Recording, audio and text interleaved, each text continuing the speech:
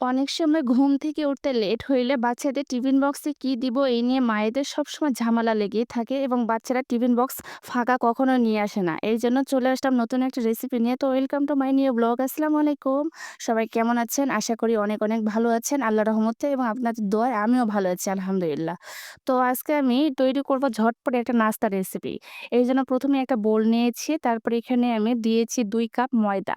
ময়দার মধ্যে সামান্য একটু লবণ দিয়েছি আমার টেস্ট অনুযায়ী, আপনারা বেশি বা কম দিতে পারেন। তারপরে এখানে একটা হ্যান্ড উইক্সের সাহায্যে সবগুলো শুকনো উপকরণ ভালোভাবে মিক্সড করে নিব। তারপর এখানে হালকা কুসুম গরম পানি দিব অল্প, অল্প করে। কুসুম গরম পানিটা একদম বেশি করে দিবেন না, তাহলে একদম পাতলা হয়ে যাবে। অল্প, অল্প করে দিবেন এবং হ্যান্ড উইক্সের সাহায্যে মিক্সড করে নিবেন।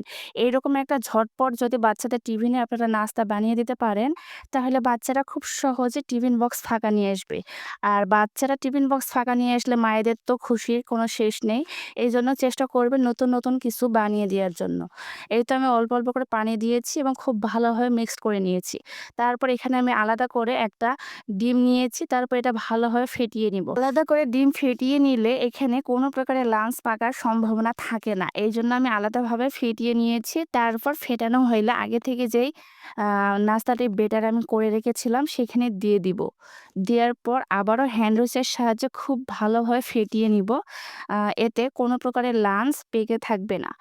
এই তো আমি আলতোভাবে এই কাজটা করতেছি। আর এই নাস্তাটি বানানো এত সহজ যে ১০ মিনিটের মধ্যেই রেডি হয়ে যাবে। বাচ্চাদের টিফিন বক্সে আপনারা অনায়াসে এটা দিবেন, ফাঁকা নিয়ে চলে আসবে। আর এত বেশি হেলদিও।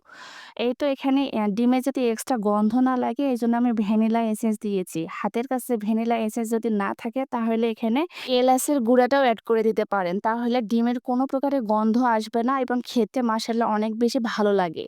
এই তো সবগুলো ভালোভাবে মিক্স করে নিয়েছি এবং আমার পিঠাটির ঘনত্বটা দেখে বুঝতে পারতেছেন অনেকটাই পাতলা হয়েছে। আপনারা একটু গাঢ় রাখবেন। আমার পাতলার পরিমাণটা একটু বেশি হয়ে গিয়েছে। তারপর চলে গেলাম পরবর্তী স্টেপে। এখানে আমি একটা চুলার মধ্যে মাটির তাওয়া নিয়েছি। তারপর এখানে আ তেল ও পানি দিয়ে খুব ভালোভাবে পুড়িয়ে নিয়েছি। মাটির তাওয়া অবশ্য ভালো করে পুড়িয়ে নিবেন, তাহলে খুব সহজে যেকোনো নাস্তা বা পিঠা উঠে আসবে।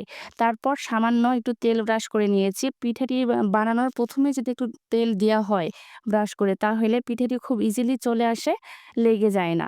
এই তো আমি পিঠাটি ব্যাটার দিয়েছি। দেওয়ার পর এভাবে ৪ সাইডে ছড়িয়ে দিলাম। দেওয়ার পর একদম ভালোভাবে কুক হয়ে আসা পর্যন্ত ১ মিনিট ওয়েট করব। ১ মিনিটের মধ্যে পিঠাটি খুব সহজে হয়ে যাবে। এই তো আমি একটা স্প্যাচুলার সাহায্যে উঠিয়ে নিলাম। অবশ্যই বানিয়ে দেখবেন, অনেক বেশি মজার আর খুব দ্রুত হয়। আর আমার ভিডিওটি কে কোথা থেকে দেখছেন ভালো লাগলে অবশ্যই কমেন্টে জানাবেন। আজকের মতো আল্লাহ হাফেজ।